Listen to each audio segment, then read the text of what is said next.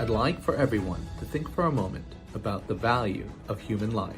And does one person's life have any more value than another person's? The current fee-for-service healthcare system rations out care based on the patient's ability to pay. I believe this is unethical. It is criminal. 95% of the country is still functioning on this fee-for-service model. I believe everyone should be treated the same. Everyone should have access to primary care regardless of their ability to pay.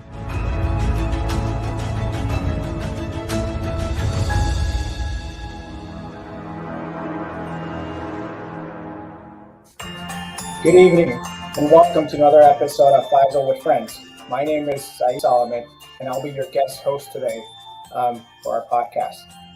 Joining me tonight will be Dr. Dan. Hey, Dr. Dan, you there? Yes, it's great to be with you. How are you? Trying to fill in some big shoes here. Yeah. But No, you'll do great. I'll be taking questions and bringing them in for you. good. I'm glad that you're here. But wait a minute, I'm getting some special message here. It seems like Faisel, are you there? So my flight got canceled. My early morning lecture tomorrow morning in Baltimore got switched from in person to virtual. So I'm not on the way to the airport tonight, but I'll be here. This is Say's show tonight, and I'll just be here to keep the conversation moving. To our viewers and friends are in for a treat. I'm glad that you're here, Faisal. We're really, looking forward to this interaction with Dr. LaToya. LaToya, how are you? I'm well. I'm doing well. Happy to be here. We're extremely grateful to have you here, LaToya. You know Faisal and Dr. Dan by now. Yes. We'll try to do our best to have this, exciting conversation and learn from, your experience there and how our great organization was able to support our team members and our patients during Hurricane Ida. LaToya, how have things been there thus far? How has been your last couple of weeks? I know they've been relatively intense and life-changing for all of you there. Walk us through that. How you been? Well, things are starting to, get back to normal slowly. Over the last few weeks, we went right after the hurricane. We went a whole week. My family went a week without power. However, speaking with some of my patients, even today, they just had power restored late last week. So they had like 3 weeks with no power. Many of them didn't have a generator either, so they kind of just suffered through the heat, those that couldn't leave. Some people are just returning home. Many of them still can't return home because they have so much damage. Thankfully, we didn't have any damage here at my home, but many of our colleagues as well also had damage to their homes, and they're trying to get things repaired now. But even though they're a little bit displaced, they're still there working hard, taking care of our patients and making sure they have what they need. Well, we're glad that you and your loved ones and our colleagues there are safe and are getting back to normal. I know living here in Florida, we're every year we're exposed and relatively prepared, but really you have to be in the eye of the storm to be able to prepare for what this storm may bring. How does one prepare? How did you prepare for this, LaToya, knowing that this was coming in an intense way? So I think we at work actually is when I found out that the hurricane was even coming, because when I'm home, I rarely watch the news. So on maybe Wednesday afternoon, they notified us that the storm was coming and that it was approaching pretty quickly. And so we made sure that we had enough water here at home because we didn't plan to leave. So we made sure we had enough water, food, things that didn't necessarily need refrigerating just in case the power went out. We, of course, rushed to get sandbags to put at the doors to make sure if the water made it to our house that we wouldn't flood. We also made sure that our other colleagues had things that they need, or if there were people that needed to be evacuated, we tried to help with that. Even with our patients, we made sure each of the providers had a list of their patients' phone numbers.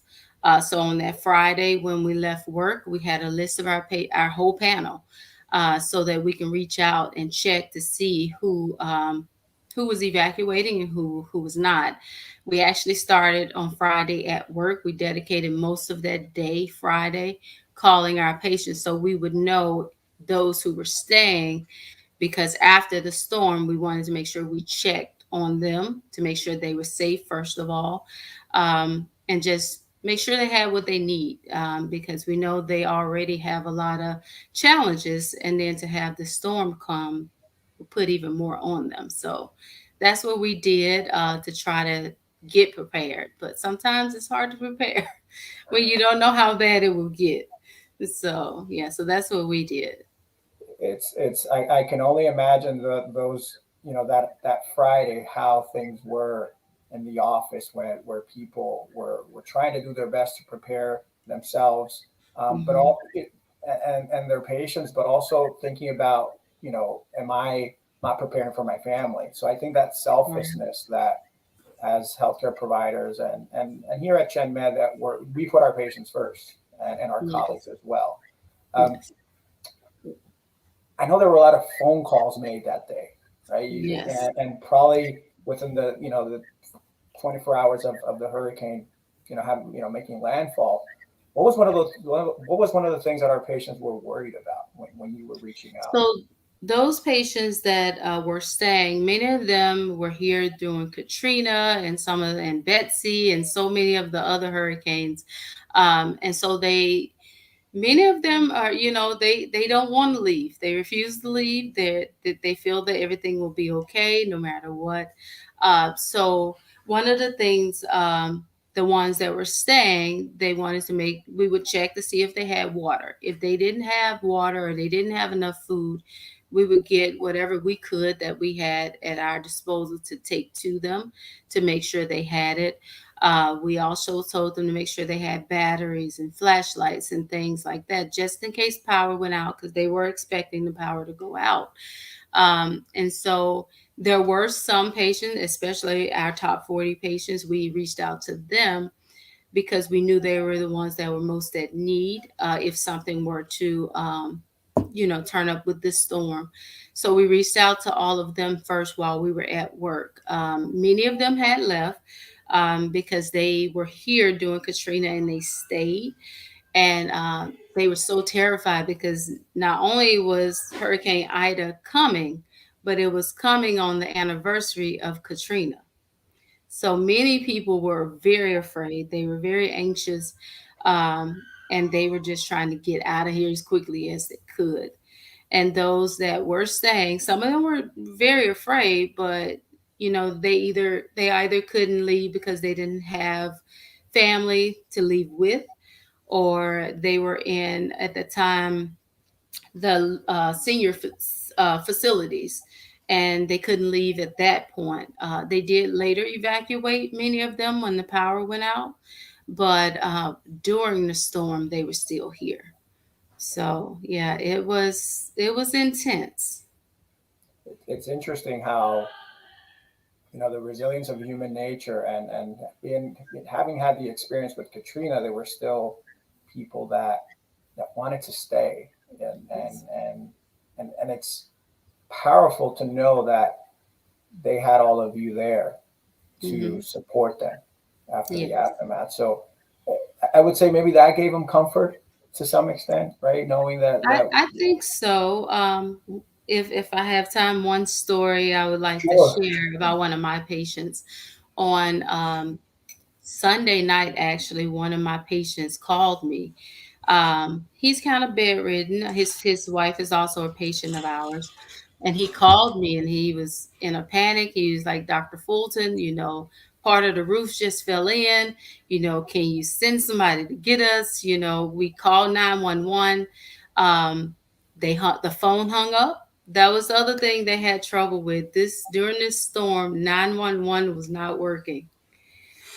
They had difficulties too. You would call them and they could not connect. So that whole night, 911 was really not available. So what we did, I called my center manager, got her on the phone. We called whoever we could to see if we could get someone to go there and get him out of the home. Finally, we were able to get in touch with some of his other relatives, and they were able to finally go get them out of the house. And then they evacuated to Texas. But after all of that, I was talking to my center manager, and she was like, it's really, really amazing that our patients trust us so much and they really think we can do everything. So, but that family made it out safe and they're doing well now. It's unheard Wow. of. That's unheard of. It's unheard of.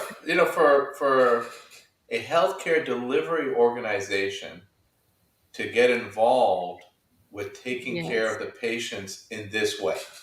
Yeah. Healthcare delivery happens in the clinic. It doesn't happen in Mhm. their home. And you're taking healthcare at home delivery to a whole different level. Yes. Yes. We're taking it, or you all took it there to the level of um, organizations like FEMA, organizations like 911, which wasn't available. I couldn't imagine what that patient went through at that second where they were hanged up. But I also just can feel what they, how they felt after they spoke to you, and you gave them the reassurance that everything's going to be okay. We're going to help you here. Yeah. It's tremendous. So let's fast forward. Hurricane Mhm. Maine's landfalls. I think overnight. Mhm. Next morning, come sun comes out. Mhm. What did it look like when you looked out your window? So where I'm located, we actually how they have my home position. We do have a lot of trees around, but they're far away. So we had one on the side of the house to fall, but we're far enough away that it didn't hit us. We live along a bike trail. So when we walked out or go out to look down the trail, either direction, there were trees just tumbled over in both directions. And so once it was a little bit safer, of course, like most people, we wanted to go see what was going on. So we did. We safely went out, and we followed all instructions that they had given us. And driving down the road, there were roofs off some of the buildings. Trees were down all over the place. And it wasn't like I remember seeing pictures during Katrina where the trees were snapped. These trees were uprooted. So there were a lot of trees, probably 100-year-old oak trees, just uprooted. We saw a few on people's homes. There's a RV dealership down the street from where we live. The sign had fallen on two of the RVs and crushed it. They metal signs, wooden signs, it didn't matter. It was nothing, just made it through that. Many things that probably lasted through Katrina did not make it through this one. And many of the patients that I spoke with that were here, and that stayed, they really felt this one was worse than Katrina, Wow. because I think Katrina was a category 3 and this one made it to a 4. And they felt that it was much more damage with this one. Many more homes were damaged with this one. The biggest thing with Katrina is that the levee broke Mhm. after the storm. That's what made it so bad and so deadly. But with this one, it was definitely based on what I've seen and the account of my patients and colleagues. They all felt this one was more destructive because one of the towns, Kenner, which is where one of our centers is, that area got hit really hard. A lot of people in that area lost their homes. Thankfully, they had a mandatory evacuation, so most of the people were gone. So thankfully, or this could have been much more devastating. Another town, La Place, is not too far from here. It's actually where I used to attend church. They also got hit really hard. One of our doctors lived there, Dr. Ross. He lives out there, and he also encountered damage to his home, going through repairs and things now. But through all of that, even the employees that actually lost their homes, they were still there. They're still here. They may be living in a hotel right now, but they're still here serving our patients, making sure our patients have whatever they need to get through the aftermath, because many of them are still facing a lot of trying times. I couldn't imagine it. The feedback that our teams have given us based on the experience that they've had in our patients is exactly what you were saying. This was more Yes. devastating than Katrina. Um, LaToya, as an organization, I know that the response was effective and quick. Yes. Walk us through that. What was that Monday coming back, or that Sunday, as what were the needs, things that our patients needed that we were able to support them with, Okay. after after the dust settled and we were really able to get out. Walk us through that. Okay. Um, we're very grateful for GLIP because we were able to get on GLIP like the next day and see what was going on. And one of the first things I remember seeing on there was one of our MGCs, Tony. He was driving from Florida with a U-Haul full of water. So they had loaded it up and he was on his way back so that we can provide that for our patients. Also, they had the care packages with, water and flashlights, whatever they needed in that. And I will say, when we made it back to work, I think on Thursday we had the center back open. That following Thursday, once we got power again, and I had no idea that they were coming, the corporate was coming at that time. So I remember walking up front and there was Dr. Jessica Chin, and I was like, wow, I wasn't expecting that. And so saw her and Stephanie, and it was just amazing to see so many people from home office here. And like I said, I didn't know they were coming. And I remember someone in the office came back and was like, "Who are all these people here?" And I was like, "Well, I think they're volunteers." But then when I went up there, I'm like, "Wow, okay, this is corporate." And so everybody just went to work, from they were grilling, they were passing out food, passing out the care packages, making sure the patients as they come through, not just the patients, but the community, get a case of water, get hot food to eat at that time. And then they were able to get flashlights or even shampoo, whatever they needed for that moment to help them just take a little bit of the pressure off and just enjoy some type of normalcy, even though we were far from normal at that time. A helping hand. I can tell you from being involved and certain of those conversations, the response was effective, immediate, and it was only, what can we do? What can we do? What can we do? Mhm. It was never like, oh, we can't do that. No, it's like, we're going to do that. And even when it came from our team members that were that were not in NOLA, that support us across the country, it was like, how can we help? How can we help? And we had, people donating their time, making phone calls out. We had people, donate money to the cause. We had people within the organization providing housing for temporary housing for people in NOLA as well. So it's just humbling to hear the stories out of things that came out of NOLA during this Yeah. time. I know we're close to having hearing a break from our sponsor, from ChenMed. So for those of you here, stay on. Let's and we'll be right back. ChenMed honors seniors with affordable, top-of-the-line care, and we're expanding. We're opening 25 new centers this year, including centers in 2 new cities, Houston and Detroit.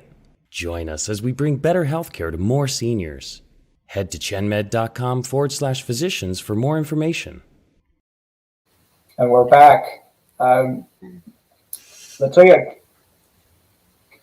go back to that moment, that Monday or Tuesday.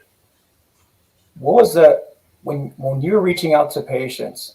Mm-hmm. What I can only assume the message was around hope and was around we're here for you. Mm-hmm. Walk us through one of those conversations. What stayed with you when you were talking to your patients? And So many of the patients I called, many of them had evacuated, but they were very excited and they were very just overjoyed to know that we were thinking about them. And many of my patients knew I was still here, so they were worried about me anyway. So they were happy to hear my voice. They were happy that I was reaching out to them, and of course, not only was I concerned about them, they wanted to know, "Are you okay? Did your home have damage? Are you safe?" So they asked me all these things. They were just very overjoyed, and they showed their appreciation. And even after they came back, they said, we really thank you all. You all text us, you called us, you whatever you needed to do to make sure we were okay. You did it. And many of our patients, a lot of my patients I couldn't get, especially some of the ones that stayed because the power was out, the phones were not functioning correctly. But we were able to eventually get in touch with them, and they were able to get the voice messages that we had left or the text. And if they couldn't call me, they would text me and say, "I'm safe. I stayed. My family's safe. Everybody's okay. We just, want to make sure if there's anything you need, we're here for you too." So we have an awesome group of patients as well, because they truly do love us. We really do feel like family. And so I have a lot of grandpas and grandmothers now. So they're So, always looking out for us too. So we just wanted to, actually, that Monday we were off because it was a holiday. We would have been off anyway because it was a holiday. So some of the team members, we decided to get together and actually go do house calls for some of those patients we had spoken to that needed some assistance. And I remember going to one of my patients' home, and he said his power had actually just come on, which was strange to me because it was incredibly hot. So even on a normal day now, I see he still was dealing with the heat. He had a fan blowing, but he had really bad COPD. So we had to take care of that, give him he needed, whether it was a steroid injection or whatever it was to ease his breathing. And we were able to get him stable. But just seeing the damage even to his apartment, part of his roof, the ceiling was down. So I was, of course, trying to convince him you need to go to your daughter's house. You can't stay here. So he finally decided to go and listen and stay with his daughter. But they really don't like to leave home. They want to be home. So, but yeah, just talking to them and, of course, some were very emotional because they had gone through so many other hurricanes. Many of them said they had stayed for each one, but this would be the last ones. I've had some patients to actually move already. They just said they couldn't take it anymore. The one thing they definitely asked wherever they were going, is there a gen care there? So my patients in Houston that ended up going out there, of course, we connected them there. And one quick thing I would like to say, definitely a special thanks to Houston, dedicated senior medical center out there. I mean, they stepped in and they saw our patients that were in Houston. They took our calls from our patients since we were not up and running. They did an awesome job, and we are very grateful and dedicated to them because they looked out for our family. So whenever the favor needs to be returned, we will be here. it's I'm getting goosebumps, to be honest, because I try to find a word to define all of that, and the only word that comes to mind is love. It's Mhm. love at every level. It is love from your patients, is love from the patients to you. It's just love as an organization. I think seeing what we were able to achieve together as an organization, supporting our colleagues, our team members, and our patients was extraordinary. Yeah. And I know there's a lot of stories out there of things that we were able to do to order to help some colleagues. Any examples, LaToya, that you can share of things that you saw? Wow, uh, when people needed that level help. Can you share with us? Well, one of my patients evacuated from here to Texas, and when she was leaving here, she was on home oxygen. She realized that she was almost out of her oxygen, and so she called me, of course, and she was like, "What am I going to do? Can you order me some oxygen here?" Of course, I couldn't because she's in another state. And I was like, well, we do have a center there. We have two centers there, and I don't know which one is closest to you, but we will find out. So I contacted our center managers, found out which one was closest to the location where she was, got her an appointment. They saw her the same day. They provided her with what she needed. And then she was able, I don't know what company it was, but one of the companies had like a ton of old tanks that they didn't need anymore. And she got like 9 of the really large oxygen tanks. So she is good for a while. So yeah, so they took Uh, good care of them. Good. So for those of you who are listening, at ChenMed we have different brands across the country. Mhm. GenCare being our brand, and Neurology and Dedicated being our brand in Houston and several other new states. So Mhm. um, for us, we're all ChenMed, Yes. and we're here to support again our patients and our colleagues through in and out. Just wondering, any questions in the chats or any comments from our listeners? Yeah, I had one. LaToya, I had read just this week that there are still several thousand people who still didn't have their electricity restored. Mhm. Were any of our patients or any of our staff? When I know that our staff and our patients were severely impacted by this. Yes. I think there are some that are still waiting to have it restored. I think the majority of the patients that have been coming to our center, they have their power now. One of my patients just returned, like I think she returned yesterday because she had just gotten her power turned back on, and her neighbors called her to come back.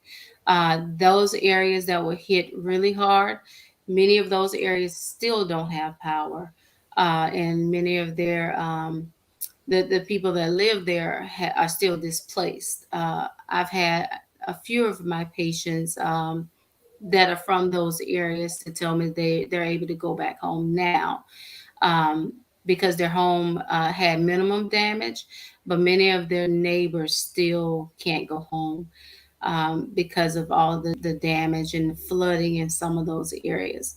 Um, some of the parishes is just it really hit them really hard, and I don't know if many of their residents are even going to return because they always get hit hard in some of those areas. I think about several of our patients. They were already, and we go in the neighborhoods that are the underserved neighborhoods.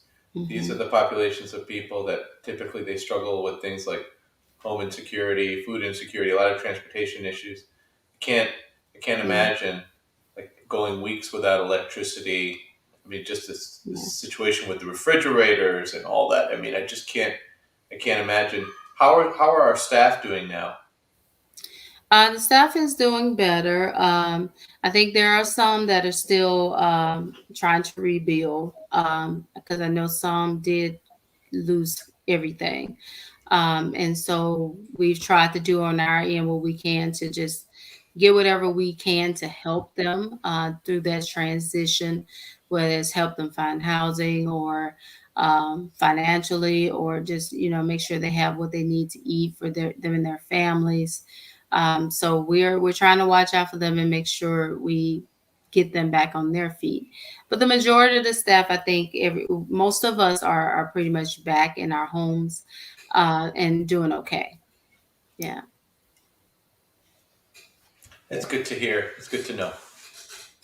Good to hear. And I know that the efforts were tremendous from every level, from center-based level, from the city leadership. I know there were stories about every doctor that could go out there, as you said, seeing patients in the homes, assessing their needs, seeing patients in the nursing home. There's stories about Vijay Jalagam just visiting patients in nursing homes and making sure that they were okay.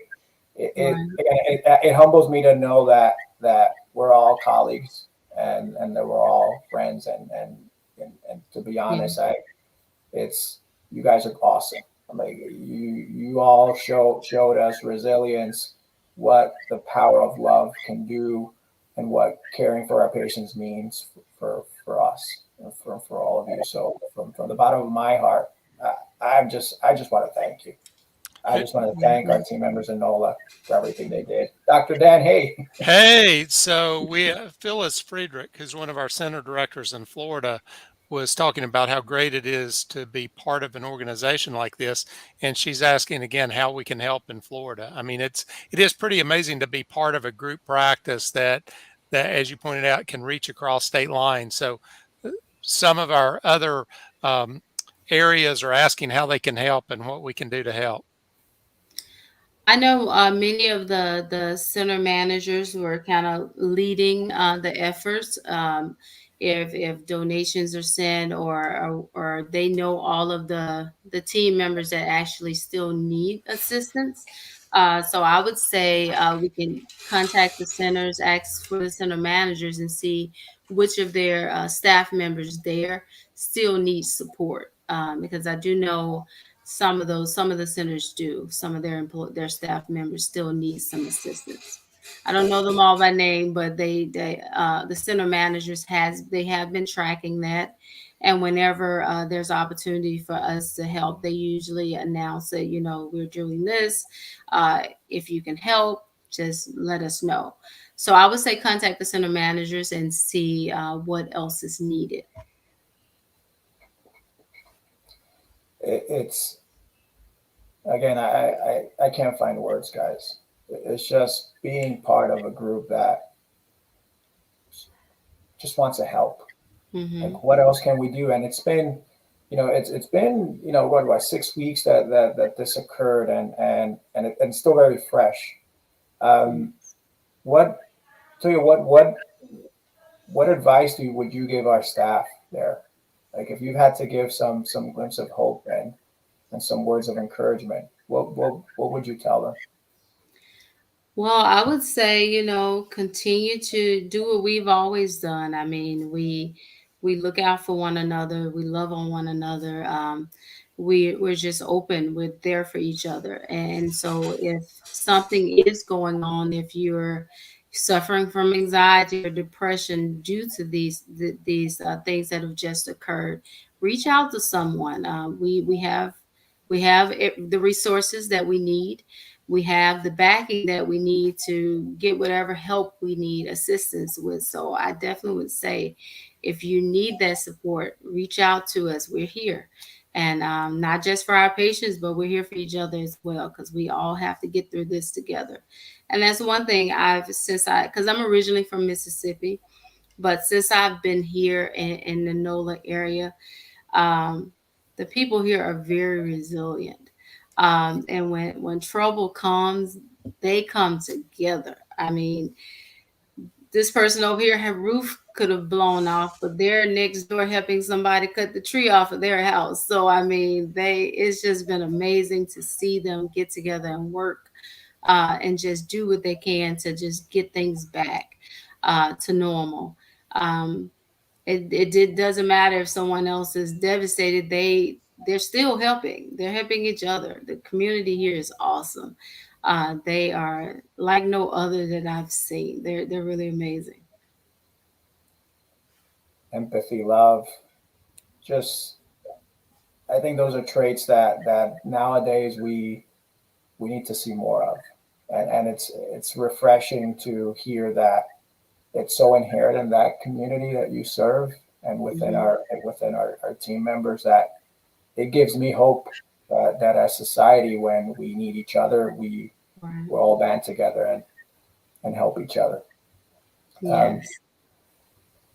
Faisel, and you're there. You know, what are you thinking? Well, I mean, this is great. This was a great conversation. Say thank you so much for hosting the show tonight, uh, for covering. Thank you, Dr. LaToya Fulton, for sharing your experiences these last several weeks. I mean, something that you just mentioned to us before we got on live. Your commute time has changed. Things are still far from normal. Yes. Um, it can range some mornings anywhere from an hour and a half to even 2 hours to get to work. And then depending on how bad it is, it can be the same coming home. So it does make for long days, but we still keep going. We get the job done. And I definitely would just like to thank ChenMed because some of some of the healthcare workers in the surrounding areas around us, they still during that week right after the storm, they still had to get their things together and go to work. My next door neighbor, she's a medical assistant, and after the storm, they had to go to work. Whereas our company said, you know what, stay at home, take care of your family, we got you. That means the world to us. So we are very thankful. We're very grateful that you allowed us that time to kind of just get things back together. Because even if we didn't have damage to our homes, emotionally, it can be overwhelming. Even just seeing the devastating that so many others have gone through. So just to have that time to just get ourselves together before we went back out to take care of our patients. Thank you. We really appreciate that. And we lead with our values as an organization. We take it very seriously. You know, we're being full risk. People say, "Oh, well, that means full responsibility." You're a company that's heavy with accountability and being passionate about being accountable. And I tell them, I said, no, actually, we lead in with love first. Yep. If we'll buy groceries for our patients, if we'll get toilet paper for our patients, just think what we'll do for our staff. There's no limits to what we'll do. And I think with that, I just want to thank you all for joining today, and LaToya, for you to allow us to see through your eyes and experience what you saw there, during Hurricane Ida. And again, special thank you for our team members in NOLA, for our leadership in NOLA, our divisional leadership for NOLA, and for ChenMed as an organization. Thank you for everything that you all did for our patients and for our team members from the bottom of my heart. Thank you. And thank you all for joining tonight and allowing us to walk you through the story of ChenMed and how we supported our team members in NOLA. Thank you. Have a good night. Good night.